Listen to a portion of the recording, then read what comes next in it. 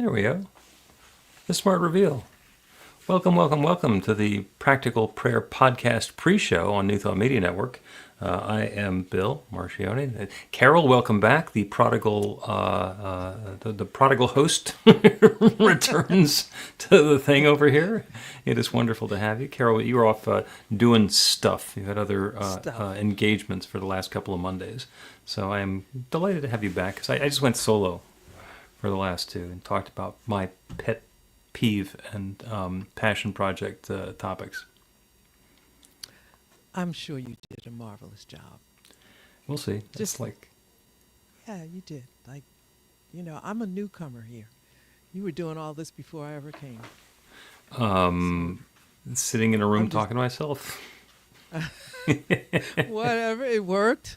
It Yeah. works. You have significant things to say. You think it's talking to yourself, but it's absolutely helpful to other people. That's what it's about. Yeah. I think. I had a whole career of that. Because being on the radio, which I did for 10 or 12 years, is about sitting in a room by yourself with a microphone, imagining other people. So, and every once in a while, taking the measurements on the transmitter. I remember when I would do that, and the idea, the people that train you say, you talk to the people out there, and I'm thinking, I don't see anything but this light, I don't Right. see any people. It takes a while.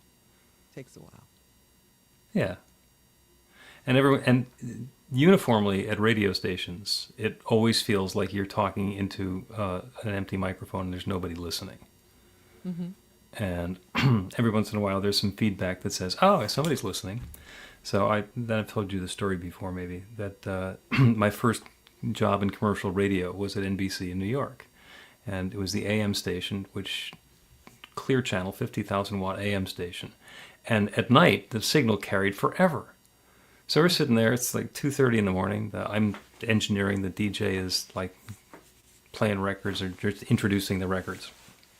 And the phone would ring, and he'd just like talk on the phone with whoever called. And he got off the phone. And he said, "Well, that was interesting." I said, "What's that?" He says, "It's one of our soldiers from a defense early warning radar site north of Canada who's listening to us on the skip." It's like, all right, there's somebody listening.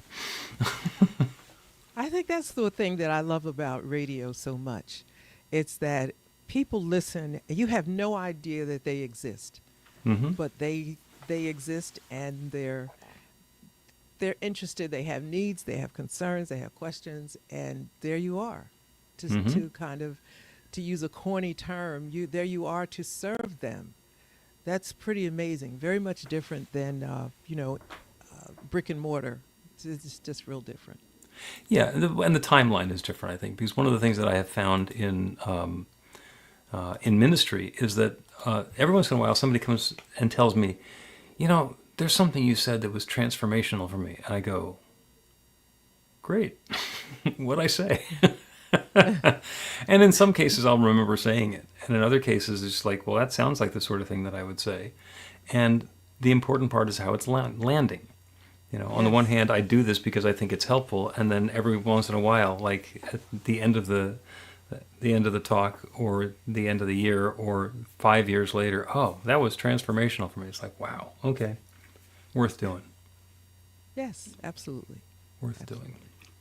So anyway, I just wanted to tell the folks who are listening in on New Thought Media Network, you can put comments into the comments on your social media, and we will be able to respond to them in real time. If you're watching the recording or want to take the slower road, you can go to the website, which is bethelight.com, be-the-light.com, as you see over there.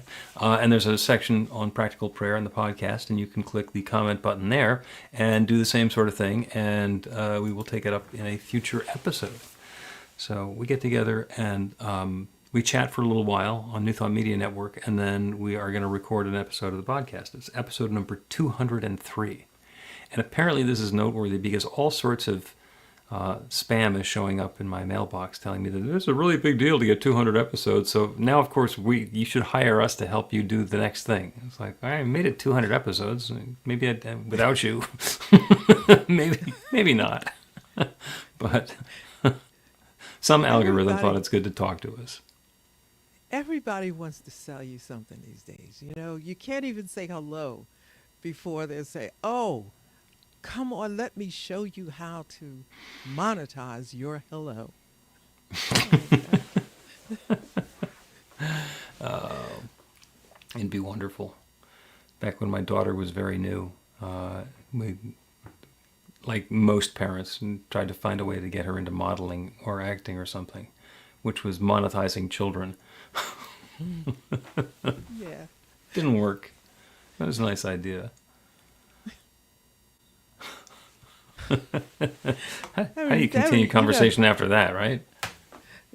Oh, I just thought about my three, and my daughter was just the most beautiful little thing. And people would say, you should, she should be a model baby. She should, and maybe even at 3 or 4, and she's just not friendly. She is not good.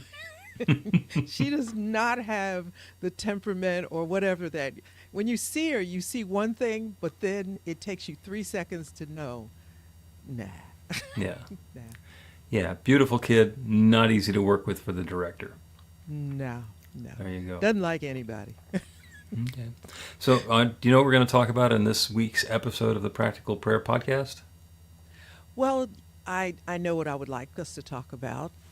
It's something that I keep hearing and feeling a lot, and people don't know how to articulate it. But when they do, this is what they're saying. They're quite overwhelmed with what's going on in our country, but really all over the world. Mm-hmm. And this feeling could be applied. Yes, right now I think it's magnified, but I don't know what to do. I don't know what to do. And I share the term, you ask what is mine to do. Now that does slow the train a bit. What is it that's mine to do? But there's that's almost like two different subjects. But before you get to that, there's such a sense of urgency, fear, confusion, shock, Mm-hmm. And my heart is so sensitive I can almost feel it radiating from people like, I don't know what to do. So if prayer works at all, then that's almost what they're asking for. Mm-hmm. So somebody needs to talk about that. All right, we will talk our way into that, and then perhaps even be able to talk our way out of that. And I've been involved in. Last night we did the third listening session. It's called "You're Not Alone," and it's an opportunity for people who are experiencing exactly what you're talking about to get together and talk about it. And the solutions that we promised were 0, and we delivered perfectly on no solutions, because it's not something that needs a solution. It's a process. It's something to be in the middle of. So we did that, and if you want to keep tabs on the next one, it's at antn.org. There's nothing currently announced, but I'm sure that we'll do another one. This one was timed to be right after the Flag Day, No Kings protests. But yeah, the ability to open to those possibilities. And we get into the podcast episode, we're actually going to talk about some of the details, but I just wanted to mention that now because it had my attention because it just happened. So let's go ahead and start a podcast, and we'll talk about I don't know what to do. Well, right now I'm going to play the opening for the podcast.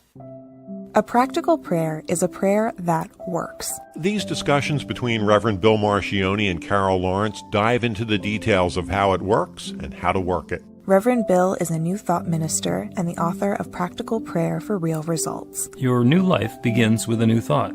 Carol Lawrence is on a spiritual quest, finding the New Thought teaching after decades on the pulpit in 3 different traditional denominations. I've got some questions. Together, they're exploring the philosophy and activities that come together from many of the world's religions to create the practical spirituality that is New Thought.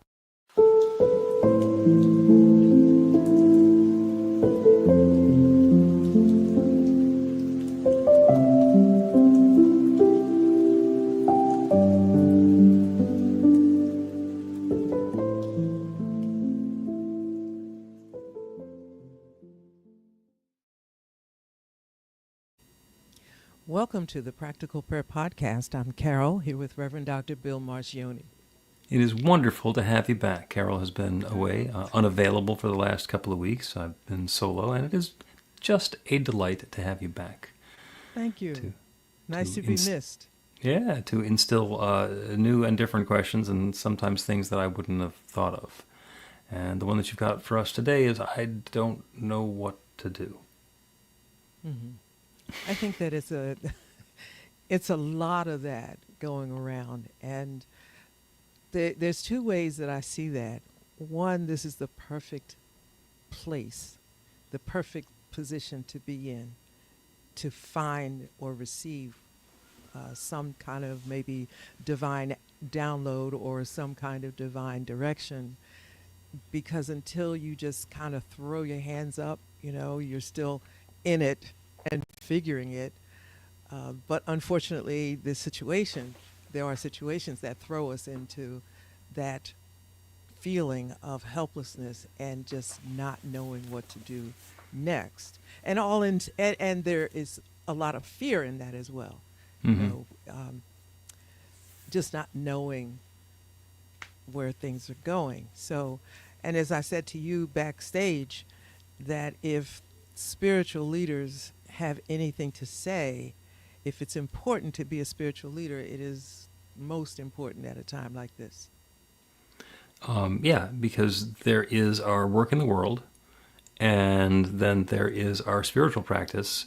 And when the stuff that's going on in the world is so overwhelming, there's a lot going on. There's many things going on. There's things going on in the United States. There's things going on in Ukraine. There's things going on in Israel and Gaza and Iran and other pieces that are moving around.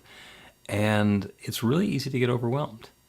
And a lot of people who I've spoken with are doing the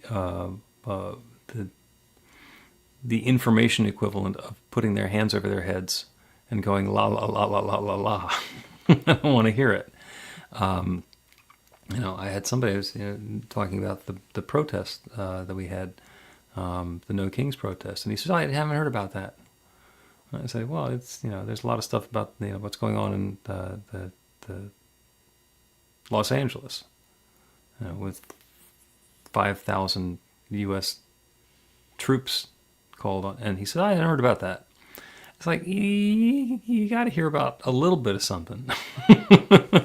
You don't need to be a cable news junkie, but there's a way to understand what's going on so that you can be informed about what's next. What's the next thing to do?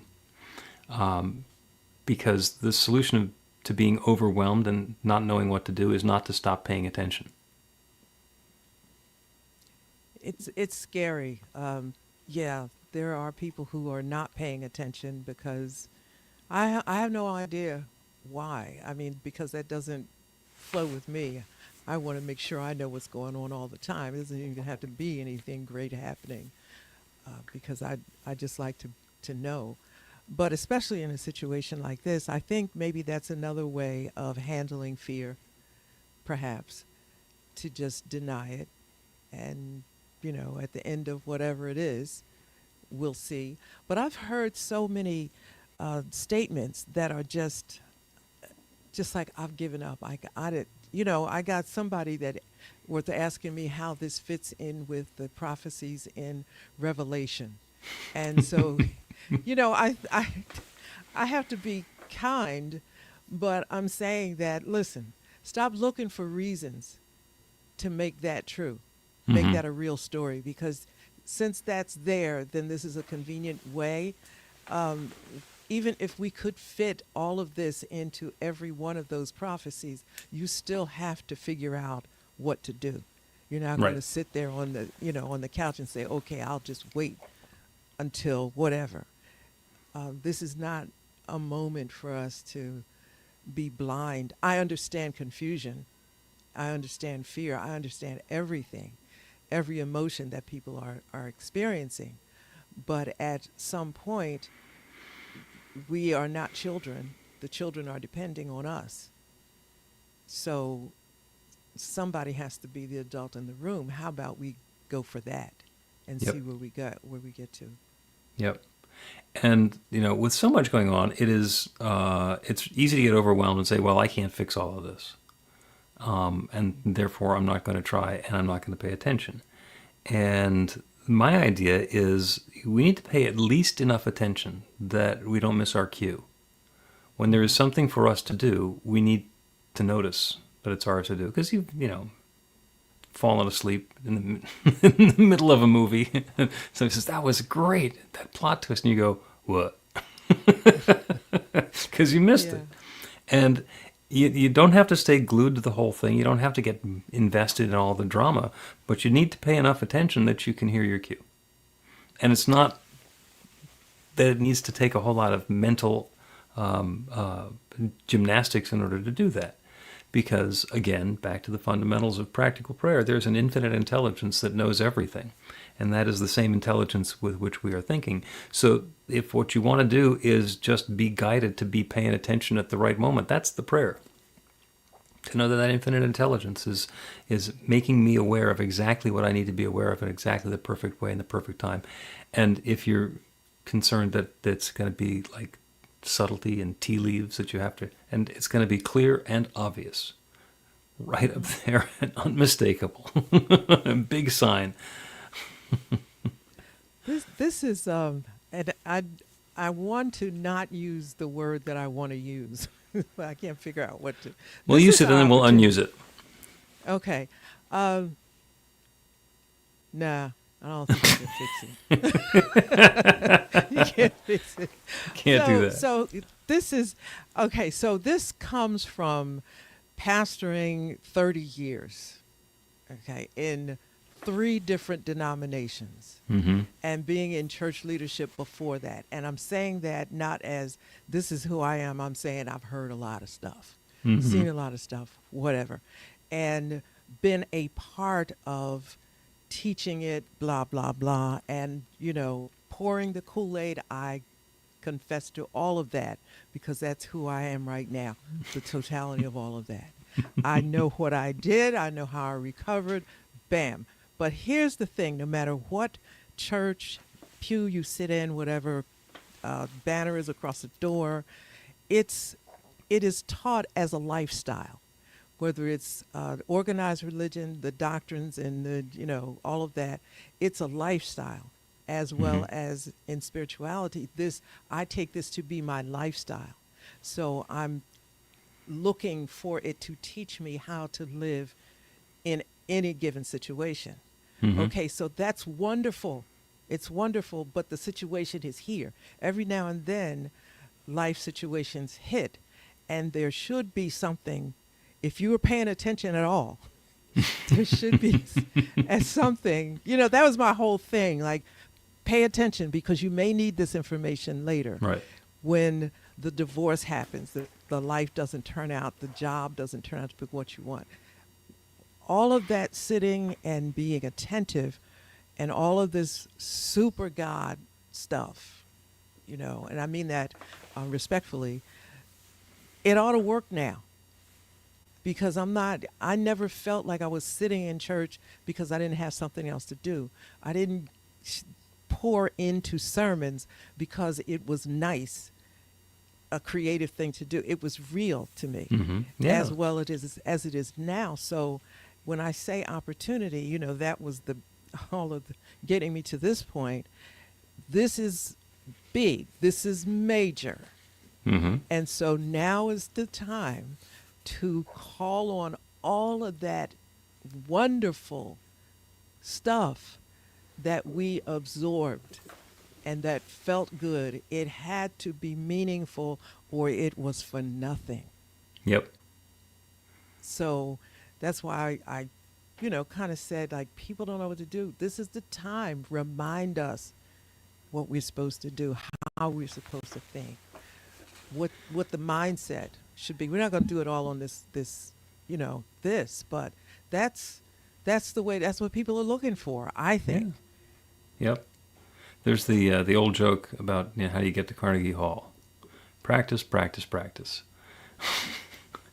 the same way that you get to the spiritual groundedness is practice, practice, practice. So when somebody comes to me and says, I don't know what to do, tell me what to do, I tell them the same thing that I always tell them. Dive into your spiritual practice. And if you don't have a spiritual practice, then start one. And you can tell that it's a spiritual practice rather than a hobby because you do it on a regular basis. It's like, oh, I meditate for 6 minutes every Sunday at the Sunday celebration. That's not it. I mean, it's a nice start, but what are you going to do on Monday? What are you going to do on Wednesday? And do you need to meditate, every morning or morning and evening? Do you need to meditate for an hour or 2 hours or 5 hours or 5 minutes or 10 minutes or like what's... And I don't have an answer for that. Practice. Do something and do it on a regular basis. And then see how it fits and how it feels and how it works. And it doesn't just have to be sitting in silent meditation. It can be about finding an inspiring and uplifting and insightful book and reading from the Ascended Masters, from some of the people who are doing new work now. Listen to a podcast where you find it to be uplifting and insightful and informative. Watch a show on New Thought Media Network if it's something that particularly sings to you. Make sure that it gets not just to your head, not just something that amuses you, not something that just makes you feel good, but something that stirs your soul, something that inspires you with the awareness of that infinite creative power. So that's the whole idea of a spiritual practice, is to allow us to feel more connected with our spirituality. Because God knows what you should do next. But that's not an exasperation. That's the truth. God knows what's next for you. And if there's something for you to know, God knows what that is. And when we cultivate that channel so that we can open up and allow and invite and accept the infinite giving us that guidance, then it happens. And the infinite will not push it on us and say, you need to know this. I mean, every once in a while I get a lesson with a spiritual 2x4. Because, nope, you got to learn this. I keep getting smacked by the same thing over and over again until I finally realize that there's a lesson here.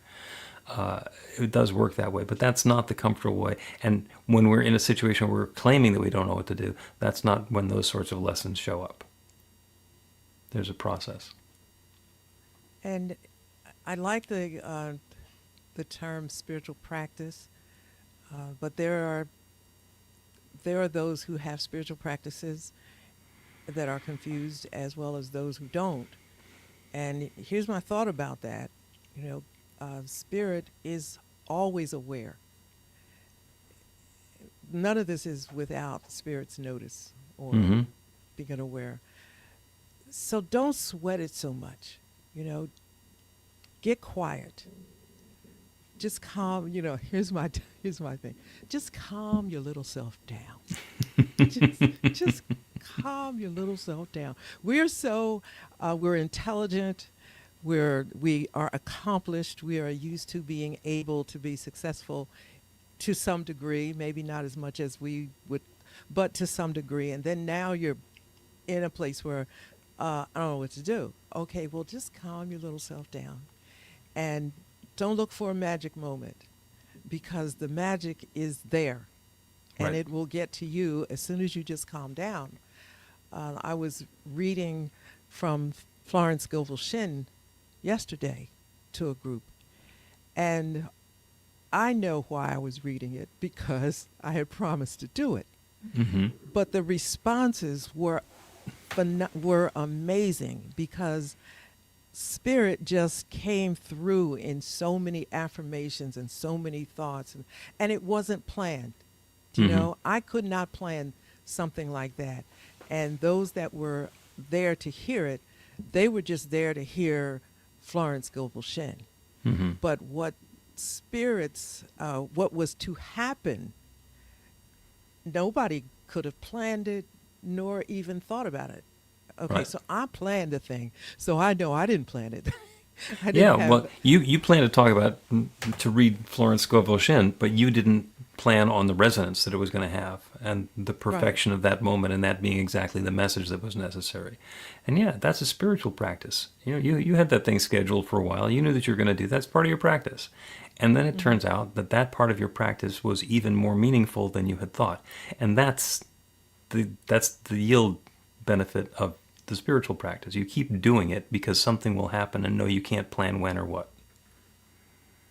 And that's the exciting thing about it, because as many times as I've read Florence Scovel Shinn, sometimes I read and it seems like I'm reading from an academic perspective, and it's information and whatever.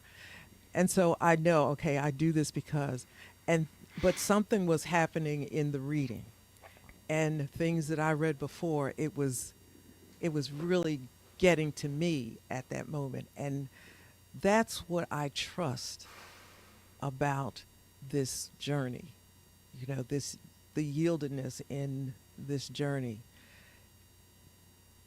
I'm going to use the term magic because I just like that word, but the magic is always present, and it shows and it activates itself when it is needed to be. Mm-hmm. And last night there was such a need. How am I supposed to know that? That's like you said, that's the plan. I plan out everything 2-3 months in advance. And then today when I spoke to people, they were still talking about Florence Scovel Shinn and I'm thinking, I don't remember all that. But it's not mine to do, it's Right. not mine to know. It's mine to just show up. And so calm your little self down and show up and do what you always do and watch. I just want to throw this in because I think it's funny. Like people throw this term, we're co-creators of our own reality.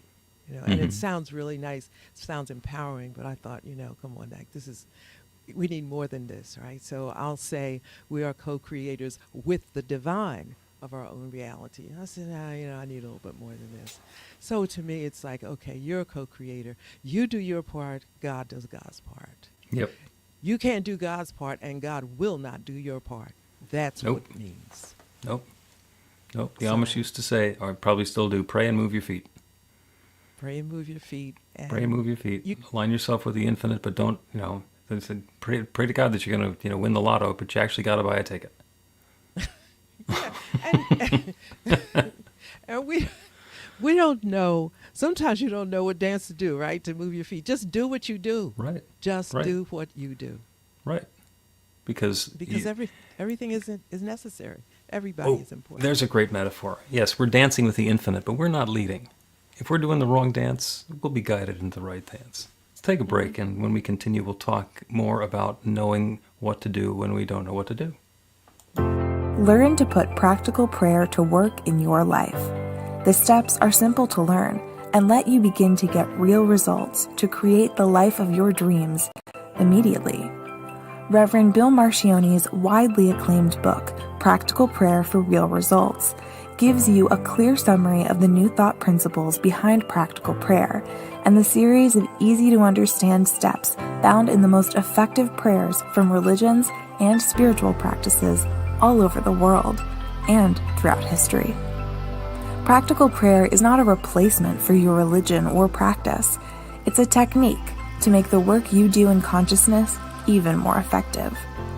The book includes 40 prayers on various topics that you can adapt as needed and use as your own. Practical Prayer for Real Results is available in paperback, Kindle, and audiobook on Amazon or at b-the-light.com. That's b-the-light.com. Welcome back to the Practical Prayer Podcast. I'm Carol here with Reverend Dr. Bill Marchiony. Wonderful, wonderful conversation about what to do when we don't know what to do. Because a lot of people are saying, I don't know what to do. And it is completely understandable in these challenging, difficult end times that we're living in. In the segment before the break, Carol, you were talking about people wanting to know what all the prophecies in Revelation mean. and went through the exercise of looking at the end times. And apparently in the Watchtower, they were insisting from the late 1800s that the end of the world was going to be in 1914. Mm-hmm. And that's the downside of of going with those predictions, is that when you roll past it, and the same year was the start of World War I, and also the founding of the International New Thought Alliance. World War I ended, the INTA is still going on. So, end times, who can tell? Listen, the end times have been predicted by so many people. It's crazy. So we can all remember this one. 2000, Y2K. Oh. That was another one. Mm-hmm. And I'm thinking, all right, now, y'all might have had me way back, right, when you were talking about what, but how is this going to be the end? So everybody's grabbing water and toilet paper and stuff. I'm thinking, why bother if this is the end? Why bother? You know, it's like it was really crazy. And I was living in a wonderful, wonderful community. And I looked around and I said, now, I don't see anybody here panicking. When they panic, I'll panic. Mm-hmm. But I'm not getting in it. But people really believed that in their heart, and they found stuff in Revelation to make it be true. And I'm thinking, all right, well, I'll see y'all at the end of all this, because this too shall pass. And I'm not seeing it. I'm not feeling it. Okay. For me, and I very clearly remember Y2K, and I'm living in the house that I'm in now, moved in 1999, specifically because I wanted to be in a property that had its own four walls when when the calendar rolled over. And that one was, the whole thing was self-inflicted. The whole thing was self-inflicted. And I was working in technology and with a large company that did data processing systems. And I understand exactly what the problem was. And I understand exactly why we had to spend as much time and energy as we did to remediate it way back in the good old days. So the Y2K, because it's not that the Y2K wasn't a problem. It's that it was a self-inflicted wound, and we managed to heal ourselves before the deadline. So the problem was that back in the old days when storing stuff in computers was expensive, they put all the years in as 2 digits. Because it's 1987. So just put in 87. They all start with 19. But then suddenly there's going to be the one that starts not with a 19, it starts with a 2. But if you only have 97 and you're calculating anything based on subtracting the year that it starts from the year that it ends, suddenly you're going to start having negative numbers. And for computer systems that aren't used to having negative numbers, that's a problem. They're going to go, and shut down or stop or do unpredictable things like open the gates on the dam or shut down the reactor or turn up the reactor. So those were the sorts of things that people needed to pay attention to remediate that. And it was an exciting time, and nothing happened. And that's because people realized that the self-inflicted wound needed to be recovered before the deadline, which was December 31st at midnight. Mm-hmm. So that one worked. There are other things that are going on now that are also self-inflicted. We're doing stuff because somebody assumed it would be a good idea, and then it's turning out that it's not, and then we have to fix that. But yeah, the end of the world? No. Even an extinction level event. There have been several, but we're here. We're here after the extinction level event, so that's got to tell you something about the importance of it. And there's something that you said while you were talking about the Y2K story, and then going forward, there are people that have great minds that know what to do in various levels of crisis. So, we were all depending on you tech guys to fix the Y2K. Listen, fix it. Tell me, I can get the software and figure it out, but you guys have to really, know how to put it together. So to me, it then reflects spirit again in all of the creation things. Like, there are people that God expresses itself in technology, in this, right? So this is God's moment to do such and such. Okay, so now we're in a different situation. I don't think that God is suddenly, or spirit, or whatever you want to call it, is suddenly out of ideas and out of power and out of ingenuity and whatever else is necessary. There are those who, through whom God expresses God's self, who know what to do and are doing it. Things are happening even when we don't see them. Mm-hmm. you know with the Y2K. Okay, so that was your world at that time. Mm-hmm. There were things we didn't see. We turned Yeah. on television, that's about it, but it was going it was going on, and I believe that same thing is happening. Yeah. Is there sketchy stuff going on in the world now? Yes. Do you need to know every detail about every part of it? No. Do you need to know what part is yours so that you can take the appropriate steps that are yours to take? Yes.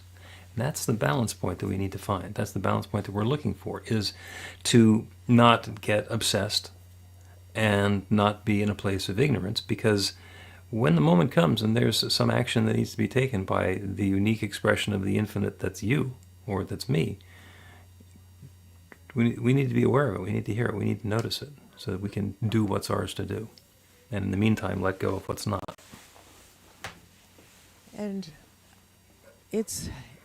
I think that it is ours to do always, to be as positive as we can be, which takes us to that point of our faith. What do we actually believe? And what do we believe about that in which we believe in, Mm-hmm. however you phrase it. So this is a good time to say, okay, like, I don't know what is mine to do. But the one thing I do know is that I got to calm my little self down so that we can think, when we're all stressed out, which I understand that. I really do. I get it. We're upset. This is all new. So when things are new, you get thrown off. Mm-hmm. That's what happens. So let's calm our little selves down so we can think. The Bible says you cannot reason with an angry man. Angry man, upset person, whatever you want to call it. Let's calm down and know that there's good that's possible, and start churning up some of that energy that is good and helping us to be confident in that which we say we believe. Mm-hmm. Because I'll tell you what, I've been around for a bit. I'm not starting over. I ain't, no. It has taken me this lifetime to get to the place where I am so absolutely confident in that, in whom, and which, and all of that I believe. This is it. This is it. So I'm not looking for anything else. Faith is in this right here. Mm-hmm. So, and I think that's a positive. It's almost funny in a way. Mm-hmm. But that's where I think that's where we define ourselves and what we believe. And let's just, because I'm not looking for some other God. I'm just not. If that were the case, it would have shown up by now. So I know I'm on the right track. Mm-hmm. And sometimes it's necessary to kick it up a notch. Let's take another break, and then we're going to do a prayer. And this is in direct response to I don't know what to do. Get inspiration in an instant. God calls are the gentle and uplifting moment of truth to help you remember that the bright light of God's love is shining right now as you. It's your God Call with Reverend Bill. Start your 2-week free trial today, and you'll get a phone call 4 times a week from Reverend Bill with an uplifting half-minute message filled with insight, wisdom, story, and fun. Let your light shine. You can answer the call to listen to it live or let it go to voicemail so you can hear it later. After the free trial, your subscription is just $5.95 a month. The details are at godcall.org.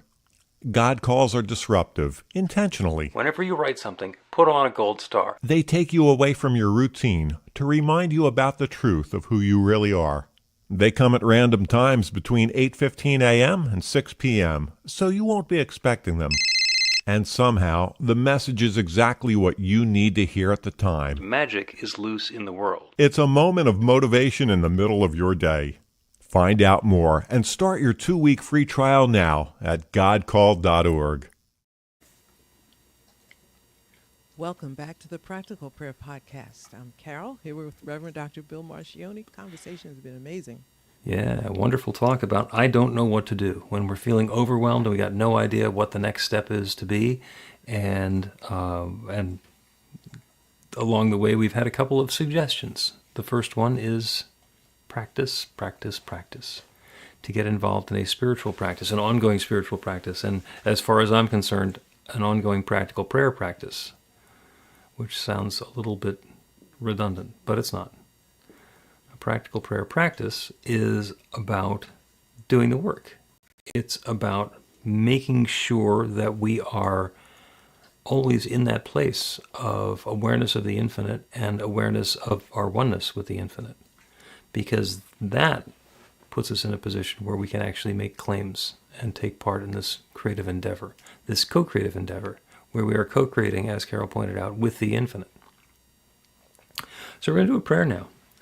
And the prayer is a direct response to I don't know what to do. And the first thing to do is to allow yourself to be quiet and to be okay and to be present with that statement, I don't know what to do. And then get the idea of what the difference would be if you did know what to do. How would that feel? What's the feeling of, oh, now I know what to do. I know what my next step is. Because that feeling is available. That understanding and awareness of the next step is available. So that's what we're going to call on. And with the awareness of the next step that's ours to take comes the guidance of when to take it and how to do it and the way to engage. And the prayer is this, that there is one power and presence, one mind, one loving creative force that has created everything, that continues to create everything. That divine essence, the creative force behind galaxies, behind everything that exists everywhere, that one divine essence that we call God or Spirit or nature or the Big Bang, the creative energy that is sharing itself as all of its creation, is sharing itself right here and right now, as me and as each of us. We are individualizations of that one divine power and presence. There is that one mind, that mind that at the beginning said, let there be. And now there is. The infinite intelligence that began exploding and unfolding and expanding in the Big Bang. Everything that exists everywhere has existed from that time. And since we can trace ourselves back in whatever our story is, to that oneness, to that singularity, to that initial intention of let there be, all of that is present everywhere. All of that is particularized and individualized, an expression of that one infinite power and presence. Well, that's true of everything. That's true of me and each one who is within the sound of my voice. We are each individualized expressions of that divine mind, of that limitless energy, of that infinite presence. And as such, all of the knowledge that's available anywhere is available everywhere, and it's available to us. The mind with which we think is that one mind. So at the time when we are concerned that we don't know what to do, we can become still and quiet and invite the infinite to inform us, to guide us, to illuminate us with an understanding, not of the entire big picture, but what is ours to do. What is my next perfect step? And to trust in the absolute certainty that that divine intelligence, that God essence knows what to do. When I say God knows what to do, it's not a statement of exasperation. It's a claim of partnership. God knows what to do and is revealing my perfect part in it right here and right now, every step along the way. And that co-creative partnership is our willingness to take the steps that we are guided to take and then repeat the process and open to guidance again. and take the next step. And that is how goodness is unfolding for each of us. Love is at hand. Not some far-off idea, but right here, within our grasp. That divine creative power that abides within is creating this next experience in newness and freshness and goodness for each of us. And I'm grateful for it. I'm grateful for the guidance. I'm grateful for the peace of mind for each one as we go through this process, letting go of the thought that we don't know and opening to newness. And I'm grateful for the joyous stories we get to tell of the transformation that happens as we practice our connection and our alliance with this infinite creative power, and good and more good unfolds. So with gratitude for all this good, I speak this word and I release it into the creative law that creates everything. And I know it is now creating this. And so I let it be. And so it is. The Practical Prayer Podcast with Reverend Bill Marchiony and Carol Lawrence is a production of BeTheLight.com, be-the-light.com, where you can find more information about practical prayer for real results. Our theme is by Music of Wisdom. You can learn about the spiritual community of New Thought Philadelphia with daily guided meditations, Weekly celebrations of spirit, and Reverend Bill's classes in practical spirituality at newthoughtphilly.org.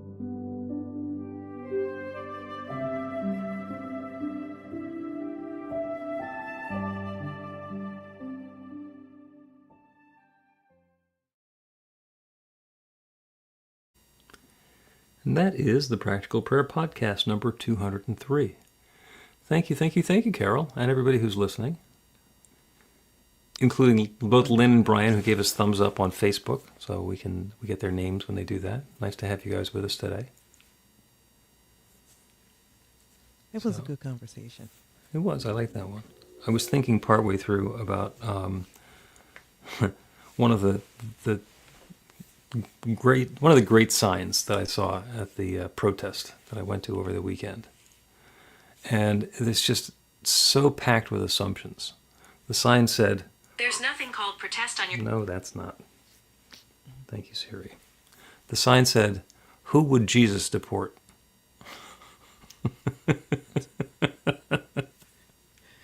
Interesting. And it's just packed so much into a few words. So probably a whole episode there, or maybe a class or a new church. That's a lot. Yeah. Yeah. There's a lot. So it feels like we're waiting.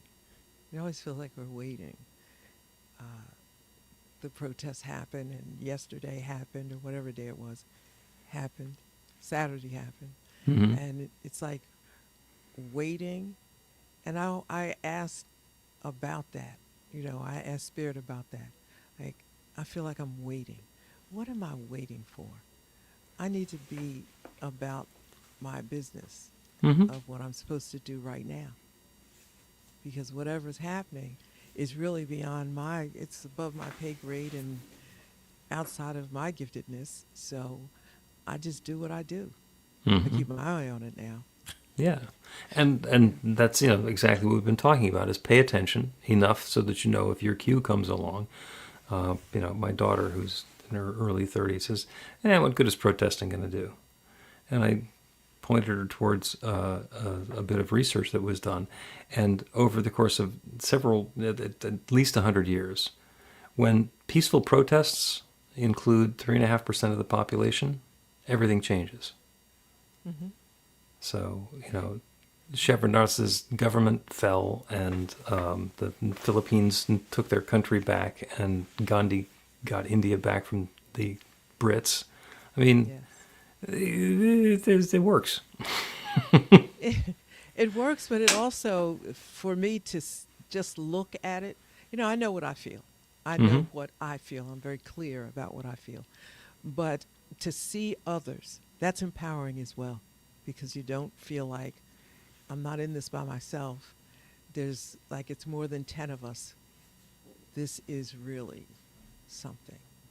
So, yeah, I felt empowered by that, just the view of it. Yeah. Yeah. So I was proud to be in Philadelphia because I was one of the big ones. Me and 80,000 of my friends. Yes. I was I was looking at the numbers around the country, you know, I got to Philadelphia. I said, go Philly. Yeah, go Philly. Yeah. And the people were in a much better mood than they are when one of our teams wins a championship. So go figure. Angry protest, and we're still happy. You know, I want to say this about that. What was so beautifully empowering was to see how the young people, and when I say young people, I'm not talking about 20-somethings. I'm talking about 15, 13-year-old, 15-year-olds were at the microphone. And I just looked. I thought, you know, this is an incredible thing to see, how they were so passionate, so intelligent about the issues, and so passionate about it. I'm not going back to what I was thinking at 13, but it wasn't. Wasn't this? Yeah. It wasn't like this, but it was just amazing to see. And I thought for a moment that there's a lot of opportunities in this. Don't miss any of it. And one of those opportunities was to see different youth from different places in their life representing different things, speaking so compassionately and intelligently about their future. Mm-hmm. Their future. And I thought, wow, you know, I even got a little teary at one of news things I was looking at, and I just shook my head and I said, I'm so glad I didn't miss this moment. Yeah, there you go. We don't know how the story comes out, but something happens. Carol, thank you as always. Thank you so much to everybody who is joining us on New Thought Media Network. We're going to do this. This was so great. We're going to do it again next week. Right? Take care. Please help us say thank you to our organizational sponsors, including the Hefferland Foundation, Affiliated New Thought Network, International New Thought Alliance, Science of Mind Archives and Library Foundation, Center for Spiritual Living Denver, Center for Spiritual Living Midtown, New Thought Philadelphia, Planned Happiness Institute, Summit Center for Spiritual Living, One Heart Retreats, Center for Spiritual Living on the Lake, Unity Kitchener, Unity Spiritual Center Ottawa, Om Center for Spiritual Living, Satya Center, Begin Within Ministries, Center for Spiritual Living North Jersey, Unity of Savannah, and the Center for Spiritual Living Seattle, as well as all of our individual donors. Thank you for being part of the New Thought Media Network. Please like, share, and subscribe. New Thought Media Network, positively inspiring.